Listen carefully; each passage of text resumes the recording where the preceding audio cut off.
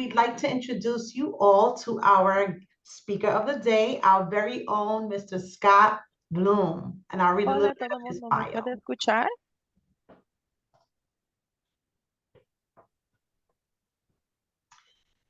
Mr. Scott Bloom is a licensed clinical social worker, and he is the Director of Special Projects and Initiatives here at NYPCC, and he has spent his 33-year career at the intersection of mental health, communities, and schools working to improve access to social emotional services and resources by integrating these programs and creating opportunities for children and youth to overcome emotional and behavioral barriers to academic achievement.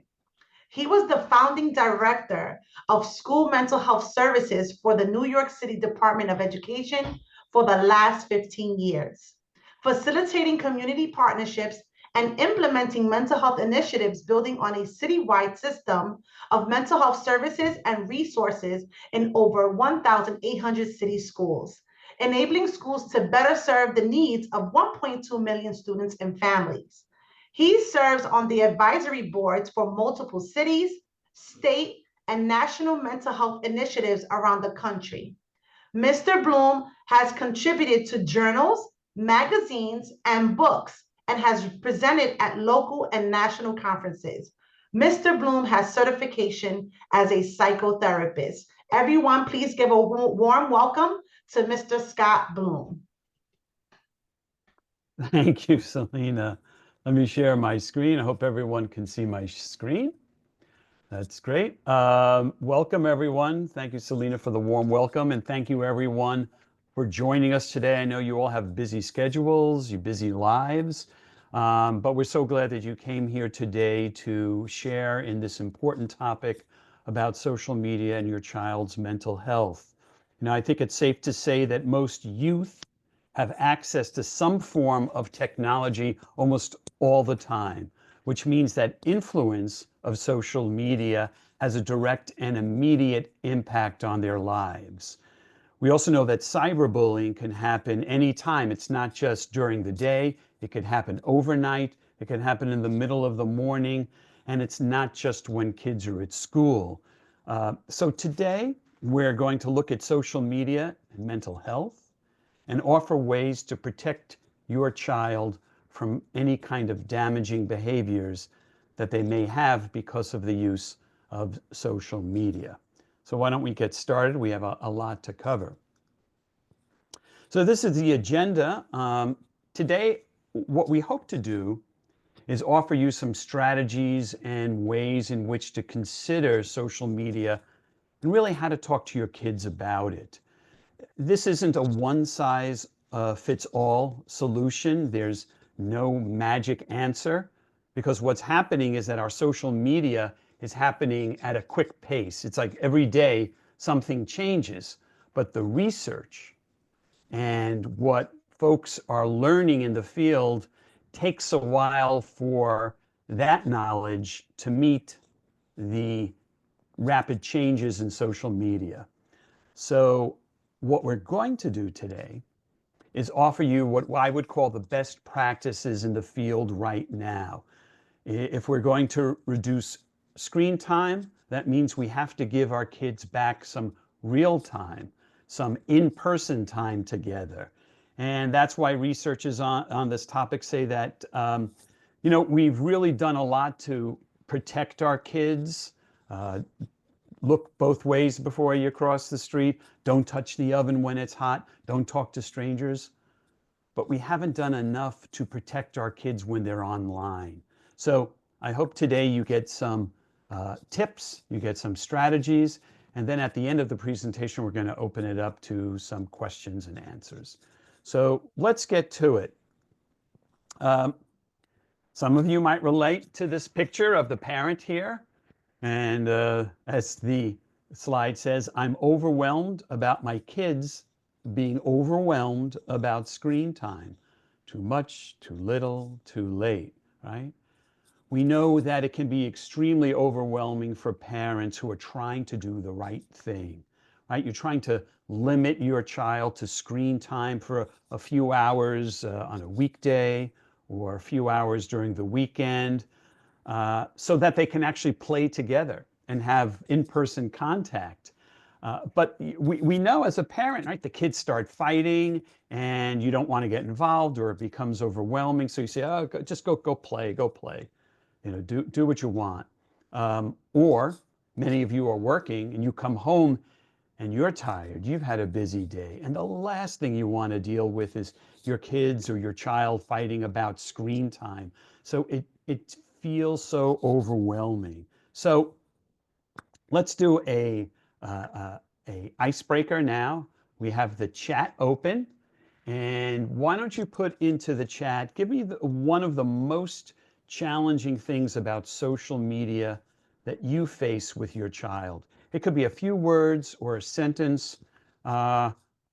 Make it as important to you as possible. And I'm going to start looking at the chat and reading it. So just put in the chat. Oh, wow, we have 14 new messages. My friends are doing it. I need to do it too. Not being on the same page with my spouse. Yeah, that happens a lot with parenting, particularly when we have two parents. Stress on both ends. It's 24/7. How to limit screen time. That's great. Hopefully we'll get to some of that.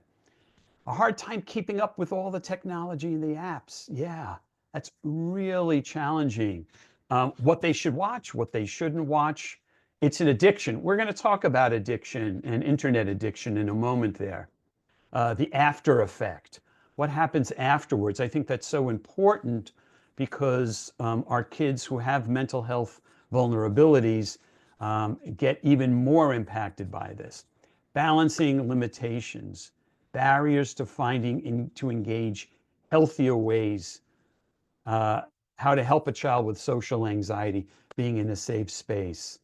It's taking over their lives. I think we're going to stop at that point because, yeah, feeling overwhelmed, and thank you so much for those great points. I think we're going to be able to tackle most of them today. So we're going to close the chat for now, and then we're going to open it up later for questions. So hold on to those questions.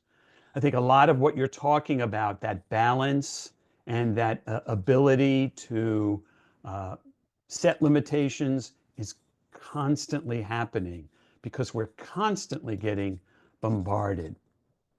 I like this slide. This is from a colleague of mine. Could I interest you in everything all the time? Because that's what the internet, particularly social media, feels like, right? Let's see, make sure this works here, right?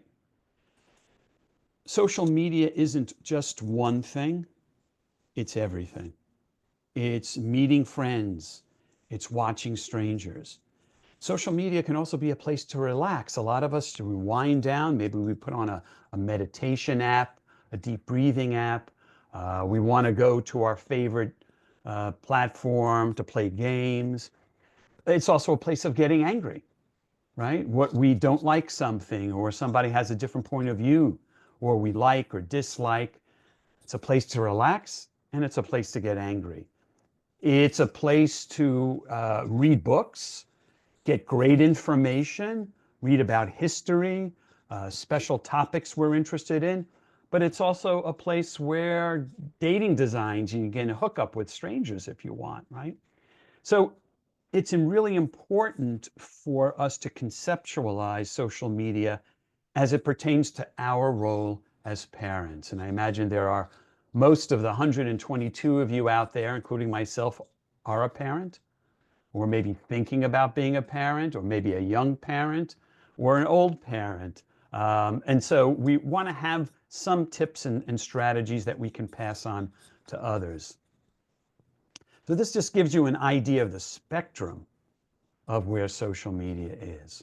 I want to turn a little bit to our government. We know that there's been lots of different councils, different Senate hearings about the internet, about Google, about Amazon, all the different Meta, all the different companies and so on. So what's been happening, and how does it pertain to social media, and what is the government looking at right now? Well, I can say here in New York State, some of you may be out of town, but in New York State, Governor Kathy Hochul signed a national leading legislation recently to combat addictive social media feeds to protect kids online. And this law is called Stop Addictive Feeds Exploitation, or the Safe Kids Act.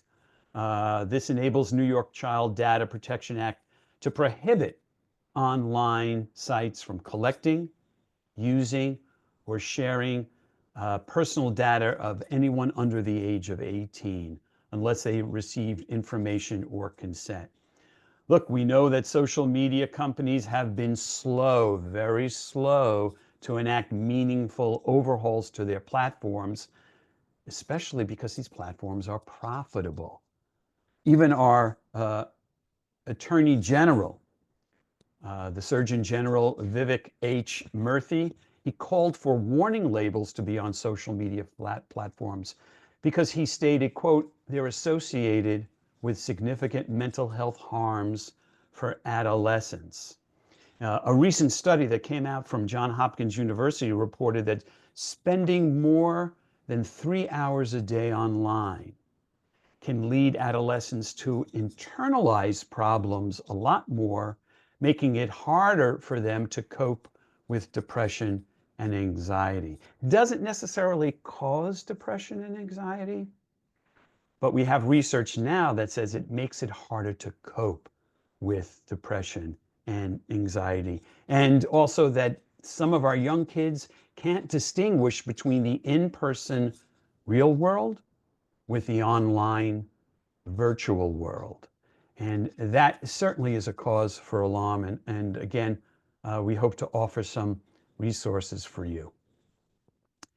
Within the government, I want to let you know some of the statistics because I think it's always important to have kind of a background before we go into some of the strategies that we'll get to in a moment.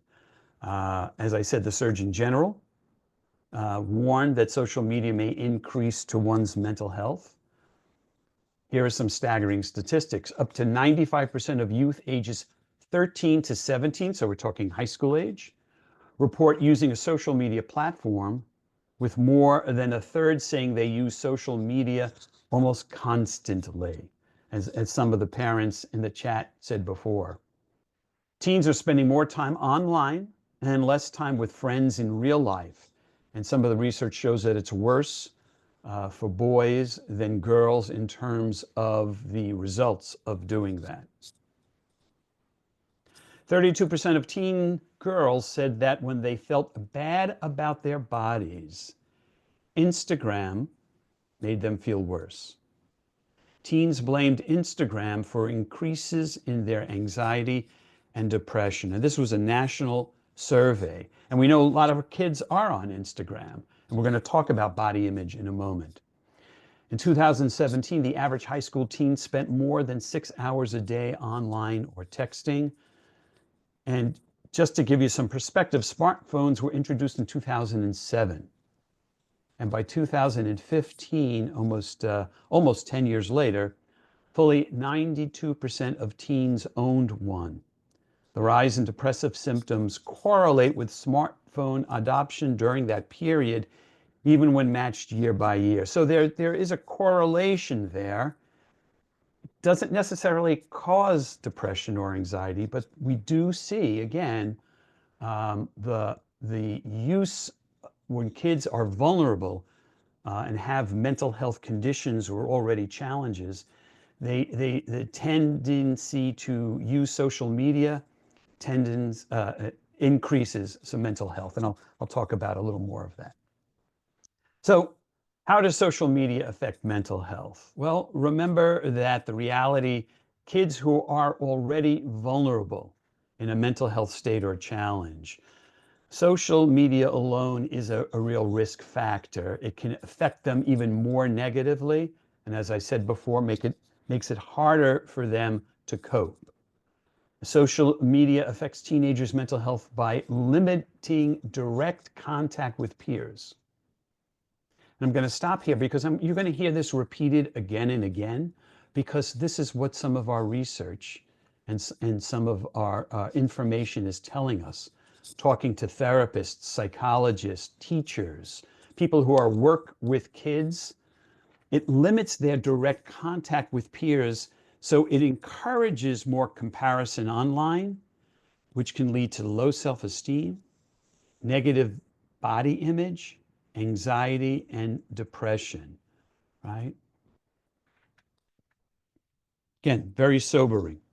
I want to talk a moment about algorithms. I know when I grew up, algorithms were something that I had in math class, right? I had it in trigonometry and geometry and even the beginnings of computer science when I was in school.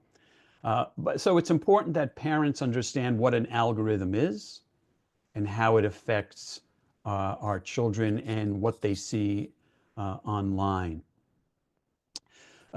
Algorithms are the content that social media users see on their feeds is controlled by an algorithm, which is a set of rules about how data behaves. So companies analyze user information, preferences, and behaviors to deliver personalized content and keep users on the platform. So that if I'm going to Instagram and I want to look at all these pictures about dogs having parties or something like that, it's going to say, oh, Scott likes those. I'm going to keep feeding those. So when you open up, you're going to find all these same type of feed coming into that platform. Algorithms are why we generally see content that interests us, right? They can also be used to target vulnerable individuals, pushing pro-suicide, self-harm, or pro-eating disorder content. So if I'm depressed and I'm looking at something about depression, it may take me down a kind of rabbit hole so that all I'm seeing is other kids talking about depression. Again, it doesn't necessarily cause depression, but these algorithms are finding what I like, making note of it so that I continue to see these same kinds of things. It's as simple as, you ever notice you're shopping online for a pair of shoes, and the next day you go into your emails and you find all these ads for shoes, right? That's an algorithm, right? That are created by the cookies and various things that happen here. Screen time can also trigger the brain's reward system. This is known as that it releases what we call dopamine. Dopamine is a neurotransmitter that's associated with pleasurable experiences. So if you go to the gym and you feel really good and healthy at that moment, you've accomplished that class that day, so you get a bit of dopamine. You see a friend you haven't seen in a long time. Wow, you get a bit of dopamine. You plan a vacation and you're so excited. Hey, I'm going to Disney World, and you get there and it's, right, you get that pleasure reward. Keep in mind that these platforms are set up so that every time you scroll, every time you see something that you like, you get a quick shot of dopamine.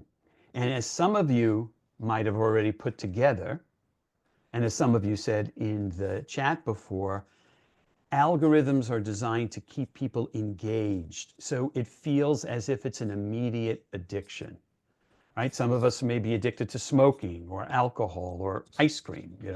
We have to have it. And every time we do, we get a hit of that dopamine. We get a hit of that pleasure, right?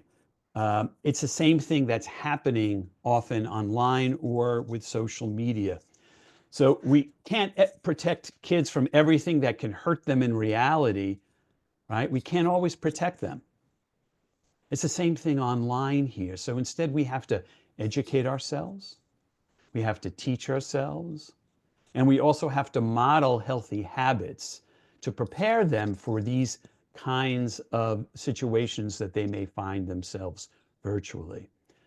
So the other thing that I'm going to be talking about a lot is how we as parents model and set up those habits for our children.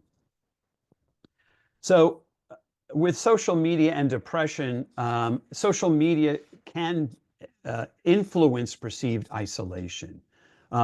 Sometimes we call this FOMO, F-O-M-O, which is the fear of missing out. Do you ever wake up in the morning and you're going to get your coffee and oh, I have to text these people, and all of a sudden you hear ding, ding, ding, and you have to check on these people, and you never really had your coffee, and you're getting more anxious and nervous because you're missing the bus or the subway or getting in the car to get to work. Right? We're almost programmed. These algorithms are programming us that we have to be 24/7, as some of you said in the chat here. The more we use social media, the less that we think about being present in the moment, right? We might be preoccupied that we aren't, invited to a party, or nobody liked this, or I only got 10 likes, or, only 50 people showed up to the meeting and it was supposed to be 150, right? Social media certainly affects the self-esteem, particularly in the focus. The research talks about teenage girls when they compare themselves negatively with these curated images, right? If you look at some of the images, they appear to be prettier or thinner or more popular or richer. So young girls see, okay, oh, that's the way I should be. That's the way the world is. And so I want to compare myself. And so their self-esteem, their sense of self-worth is lowered. So they spend more time on the social media rather than being present. And of course, if you're spending more time online, you're less healthy activity. And we know it's so important for child development, brain development, muscle development, our organs, and our social interactions. Playing together, having those social interactions are so important, so kids learn new skills and develop their talents, mastering their emotions, their social interactions. And the more that they're on social media, the more isolated they become, and they're not trying out those gifts that we were given as human beings, right? And certainly it can disrupt concentration. One of the research papers said that 60% of adolescents are looking at their phones in the last hour before sleep. And when we're looking at our phones, remember, there's the light, and that affects our melatonin, and that keeps us up at night, and we can get more anxious or angry, right? It affects our mood. And as it affects our mood, we tend to disrupt our concentration. Kids can't do their homework. And of course, it can lead again to sleep deprivation. Sleep deprivation can make us into a lousy mood, irritable, angry, depressed. And so the cycle will continue and continue. So we want to make sure that we do put certain limits. Before we go on to limits, I do want to say something about selfies.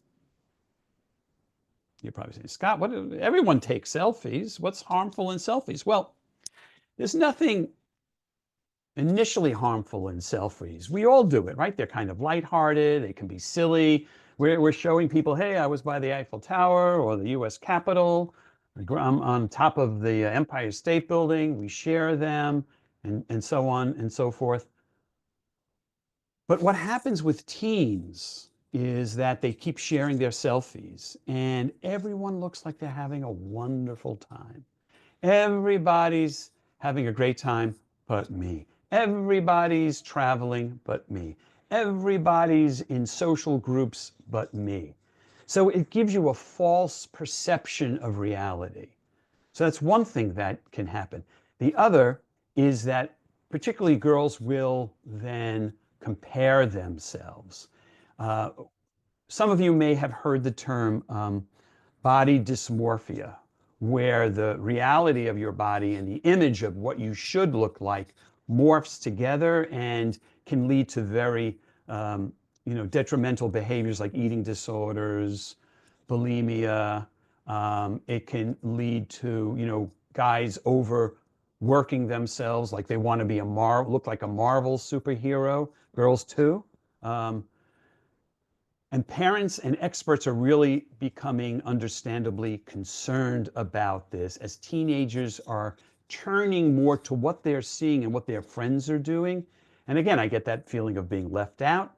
So if I'm already depressed, if I'm already anxious, seeing like, oh, everybody else is having a great time, everyone else looks like a Marvel superhero, and I don't, that can cause and can exacerbate any kind of vulnerable behaviors that they're already having.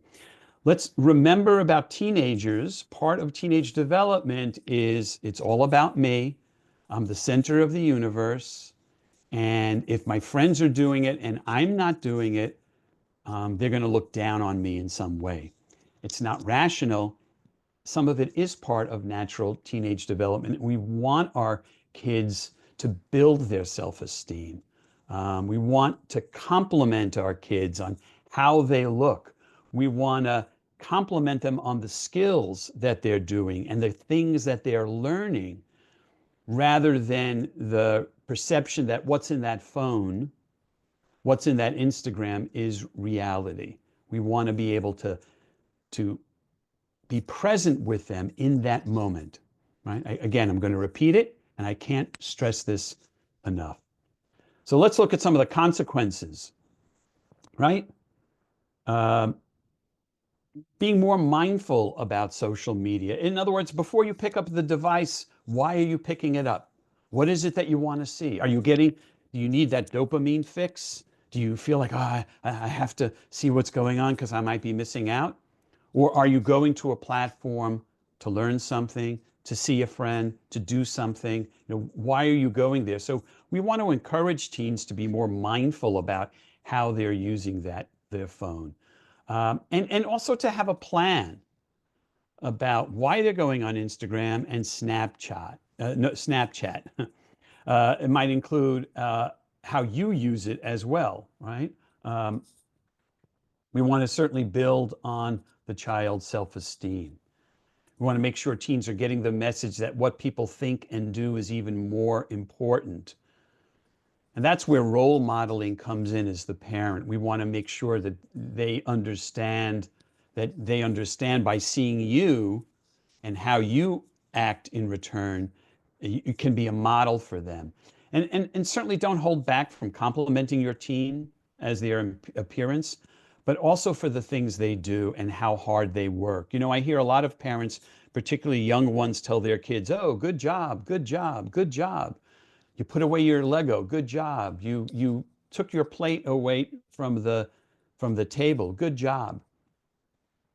There might be a little less good jobs and a more thank yous. Because helping around the house, helping around the apartment, that's part of being part of the family unit. They're doing what they're supposed to be doing, what you've taught them to do. So more thank yous, more about their efforts. Hey, I know you tried out for the football team, you didn't make it, but I'm so proud of you that you really worked hard at that. I'm so proud that you took the time and did a great job on your report. You did so well on that. The efforts are the important things here, not so much about the Instagrams and sorry.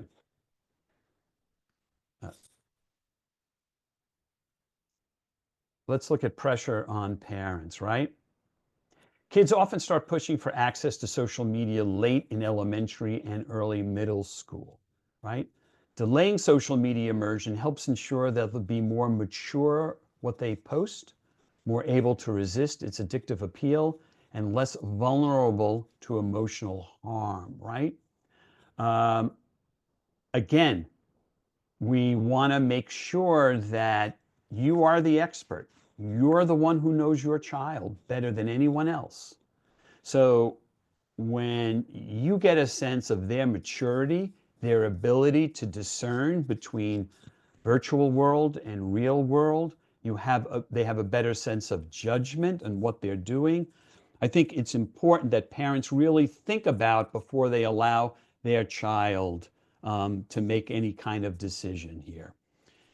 It's the parents who can influence their teen's decision to mitigate negative impacts on mental health and approach their mental well-being. Remember, you might start feeling FOMO as well, like, oh, this kid's mother is allowing their kid to get on Instagram. This kid's parent is allowing them to get on Snapchat. This kid's parent is allowing them an iPhone at the age of 6. This kid's...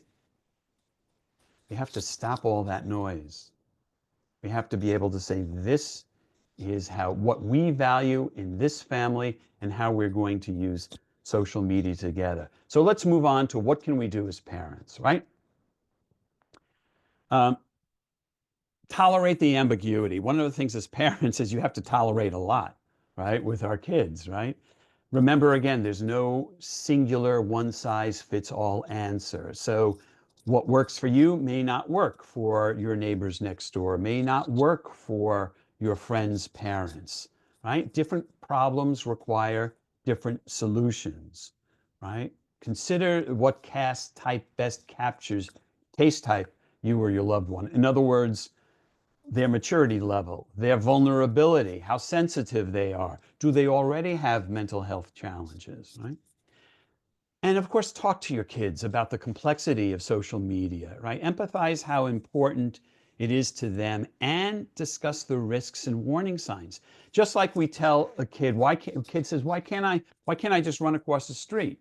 Well, because you have to look at both ways, the way the car on. I can't put my hand on the stove because it's very hot, and the longer you put it on, it's going to burn, right? You want to be able to give them some analogies and give them some examples in which you discuss some of the risks and warning sign.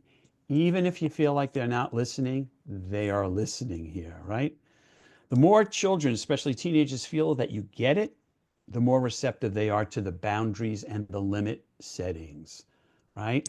Again, you talk to them about not talking to strangers, looking both ways before you cross the street. Sit down with them. The more information you have, the more powerful you're going to be. So some of the questions in the chat was about choosing the right time. When do I do this? When do I do that? Again, remember, the best timing for each child depends not just on their age, but their maturity and their development. You know your child best. And consider that. And certainly if you have more questions, whether a school guidance counselor, social worker, talk to a trusted parent. Maybe there's a parent that you see, wow, I like the way these kids are raised. Find out what they did and then consider that. When they're ready will depend on things like their ability to read social cues, their impulse control, and their vulnerability to criticism or rejection. I see some folks are starting to raise hands. As we said, as we get closer, in the next 10 minutes or so, we'll open it up for questions. Happy to do that, so hold on to that. Introducing social media in middle school. So this is, again, one of the best practices. Introducing social media in middle school gives parents the opportunity to supervise their initial exposure, right? Because what's happening is that kids in middle school are reaching puberty. Their brain development is starting to change. Their social world is starting to change. So initial exposure should be a condition for privileges to the app, not just anything. Because remember, you can set up their controls.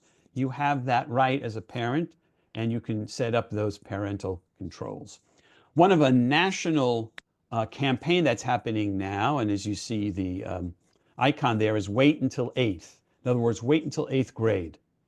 Advocates here are talking about delaying exposure to social media until they're in 8th grade, right? Again, so you want to reduce screen time, but you have to balance that out by introducing more playtime, social connections, after-school programs, the arts, music. COVID is over.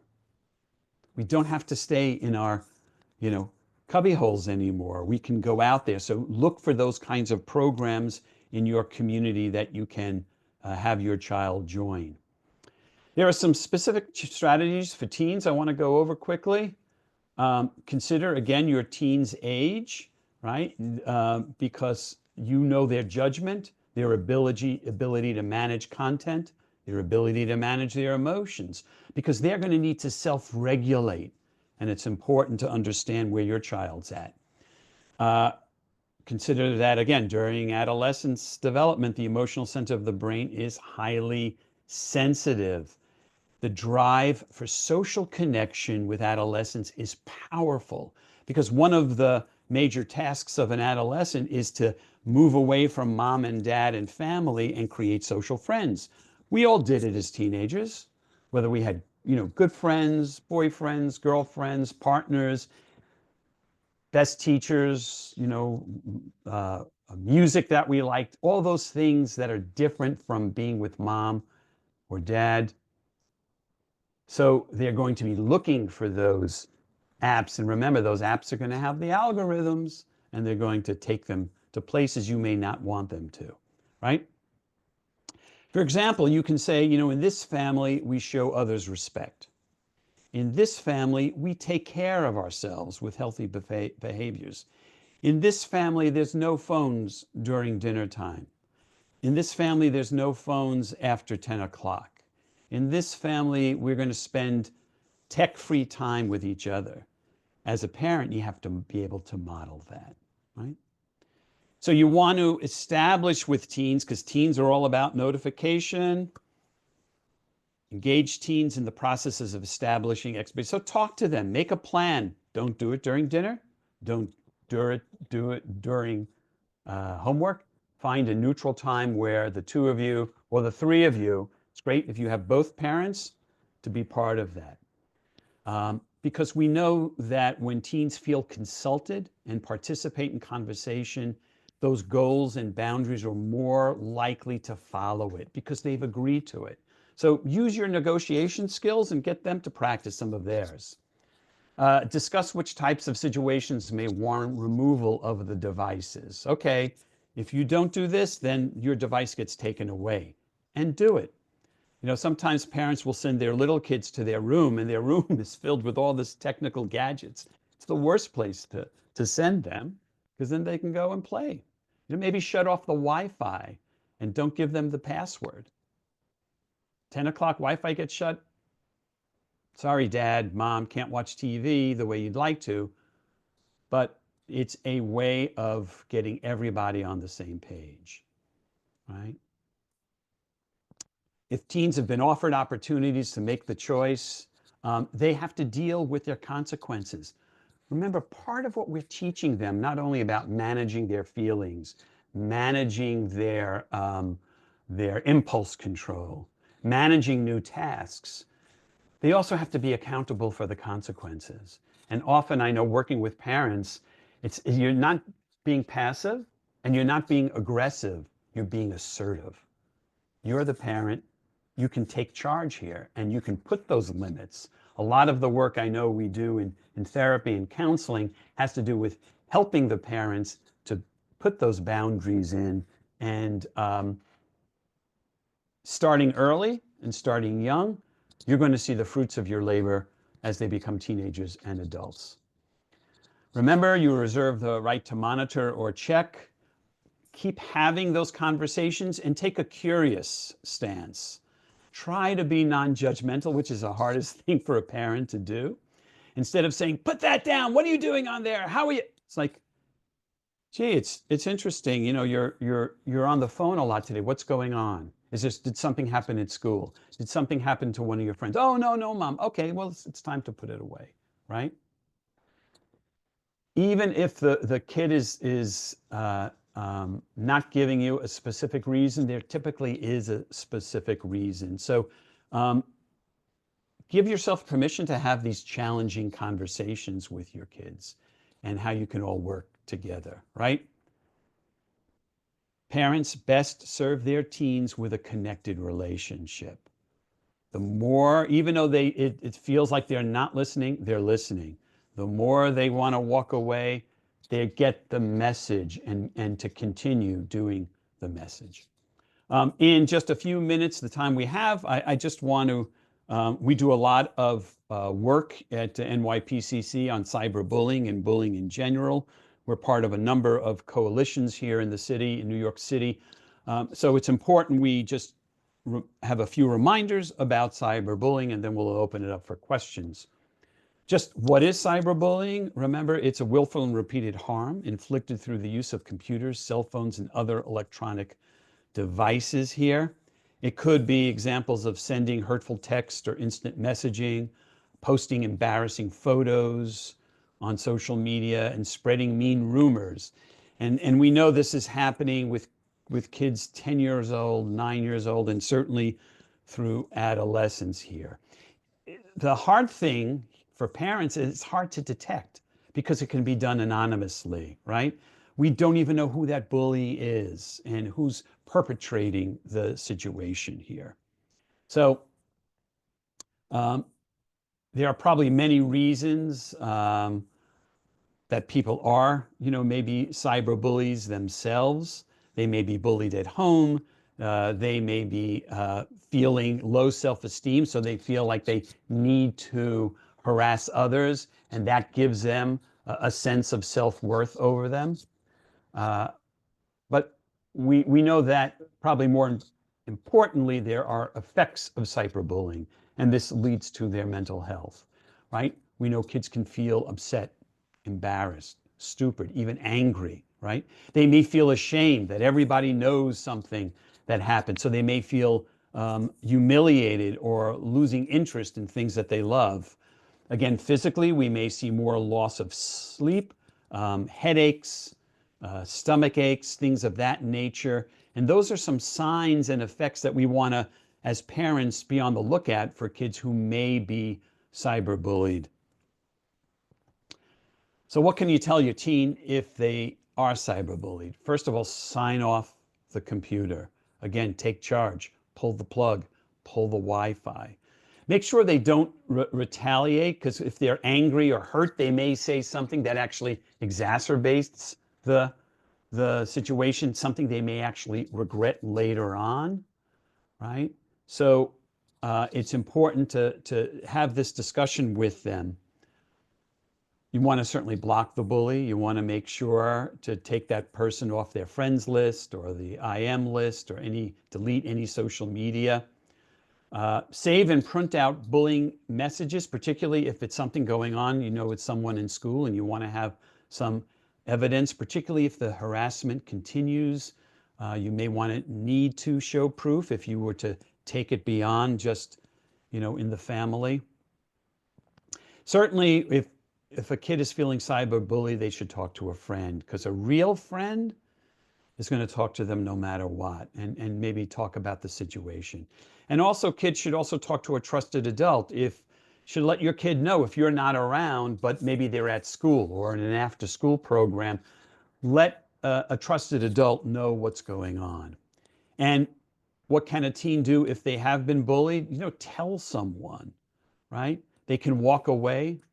They can be an upstander, right? We have bystanders who sit and watch kids get bullied or kids get pounced on.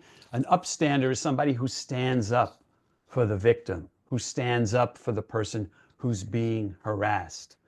We want to make sure that kids understand that being an upstander is really important for them and what's going on. I want to kind of move to the end now.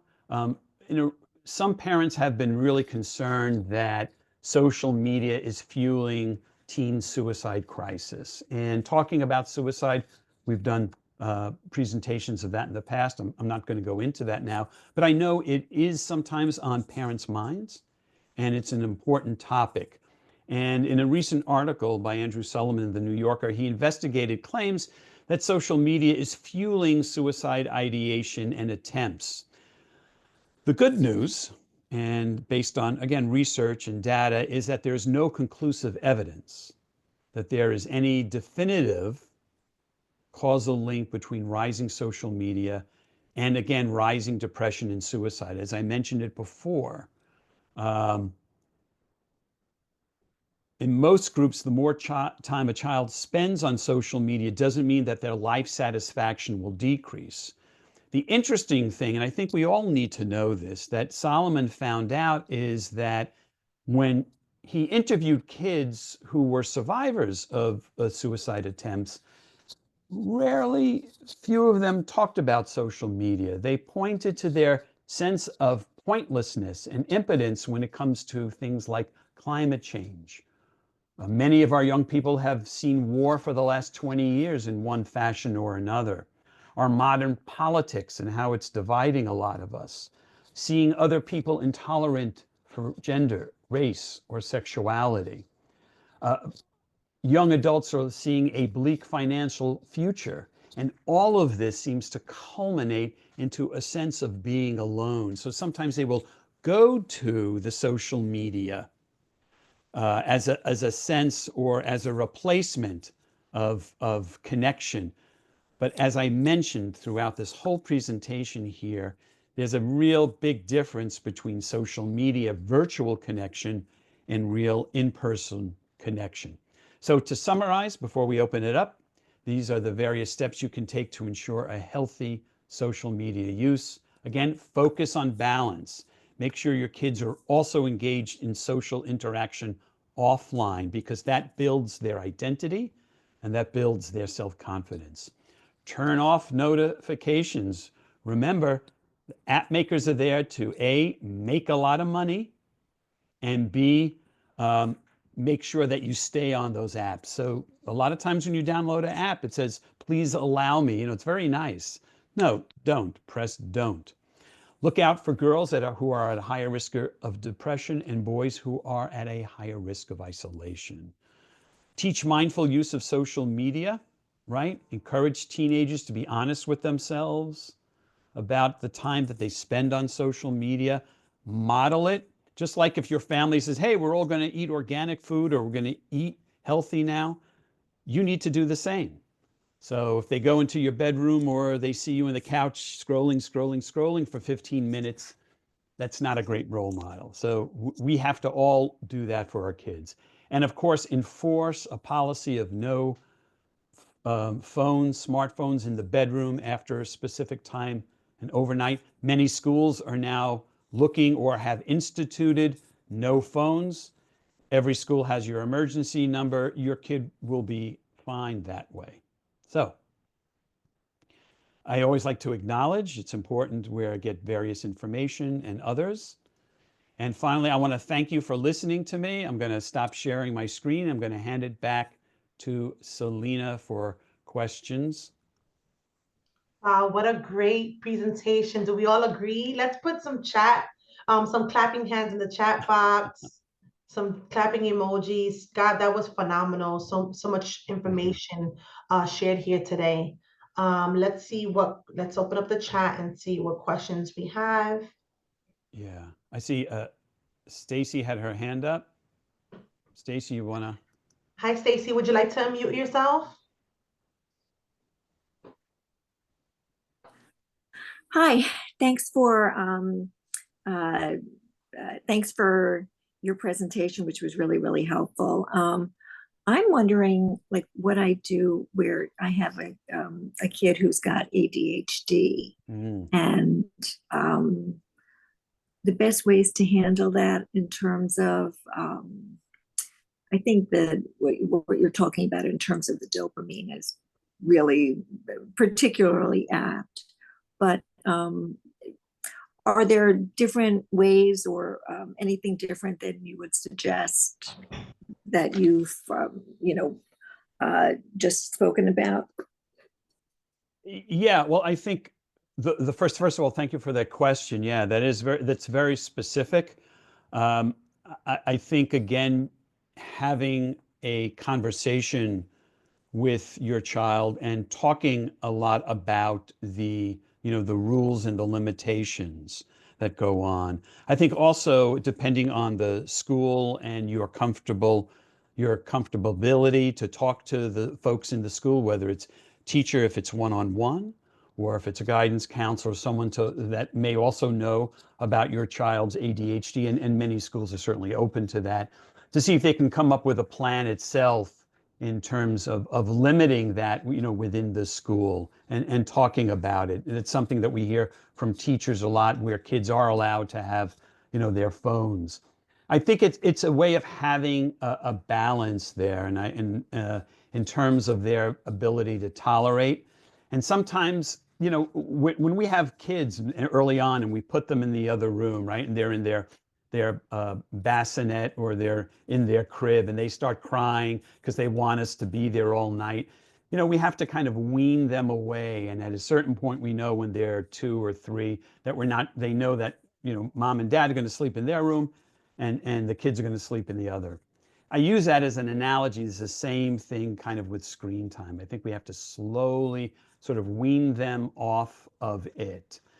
If your child sees that that's the only place, and this happens, and we read about it, where that's the only social interaction is, then it's a matter of coming up with a plan and in terms of resources outside in the community, what their interest is, maybe having a friend come over, or having them, play with their friends. Again, unfortunately, there isn't one size fits all. There are some resources with working with kids with ADHD, and I'm sure when we send some information out, I'll make sure that you get that information. Next. Thank you very much. Sure. Does anyone else have any other questions? I'm not seeing anything else In the in chat. the chat box. For those of you who are asking, thank you to Rosemary. This Parent Cafe is being recorded and will be available on our YouTube page, so stay tuned for that. If you have not done so already, please subscribe to our YouTube channel, hit the notification button so that you can stay in tune with what we have going on here. Andrea says, how do you support a child/student without friends? Yeah, that's certainly challenging. We often, in therapy, we meet kids who either they don't have a sense of play or they can't seem to find their community. Again, I would really look for resources in the community. Sometimes kids will take to, the tried and true Boy Scouts, Girl Scouts. They will tend to go to PTA meetings and meet other parents and start conversations, and the conversations so that they can, connect, go to the playground where they can start seeing where other kids are, and talk to your child in terms of what are their interests. Sometimes, again, we have to take them by the hand. It feels like we're hurting the child. It feels like, again, we may be being aggressive. But, working with adult children, people in their 20s and 30s who've talked about this and said, I wish my parent did more to push me towards that. Of course, if there's a social anxiety or a social withdrawal problem, then you want to speak to a professional and you want to speak to somebody who can work with you and your child specifically. Thank you, Scott. Yeah. We'll take one more question. Sure. I see. How do you balance privacy and wanting to see their social media? Well, again, it depends how young the child is. But I think, again, if a lot of what I talked about today is preventive measures to start young and teaching them just like you would teach them anything to protect themselves. And if you're giving them the phone, if you're paying the bill, then you have a right to that phone. And don't slide away from. Again, they will get angry. They may have a tantrum. They may get pissed. And you can say, oh, okay, yeah, this too shall pass. This too shall pass. Just like when they were a kid and you had them in your arm, oh, okay, you're crying. Don't take it personally. The hardest thing that parents do is take things personally. It does not mean you're a bad parent. It does not mean that they hate you. You're taking away something that, as we talked about earlier, they could be addicted to, right? It's not alcohol. We don't see them drunk or blacking out, and we don't see them, smoking and getting lung cancer. But we know at this point in time, we know that it is affecting their brain and their brain development. So I think you need to just take a stance. If a two-family house, 2 partners, make sure your partner is there with you and the 2 of you get on the same page, take the phone, unplug it, and say, we're going to go through this together because I care about you. You wouldn't give your kids keys to the car if they were drunk, right? You wouldn't. It's the same thing here. So why allowing them to go on these things? You would grab the keys out of their hand. Right? So remember, you want to call it tough love. You want to call it tough choices. There's no easy way around it, right? That was so good, Scott. Thank you so much. Again, round of applause to Mr. Scott Bloom, our very own Mr. Scott Bloom.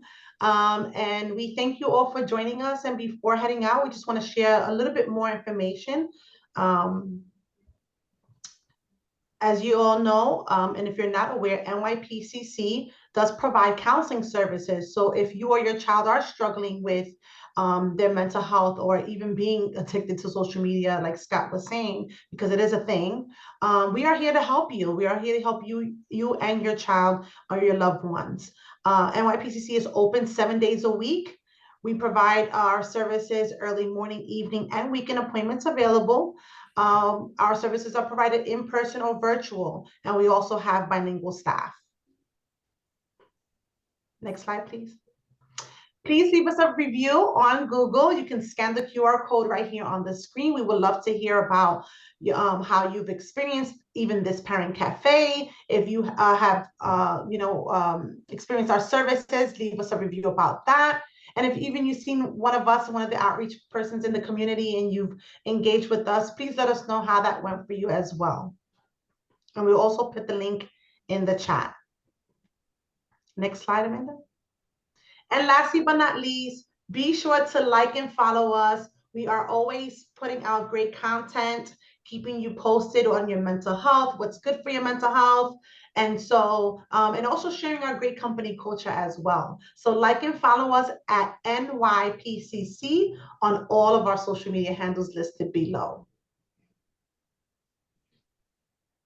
We thank you all and thank you for joining us. And we're gonna close out with some music and us. Have a great day. Thank you.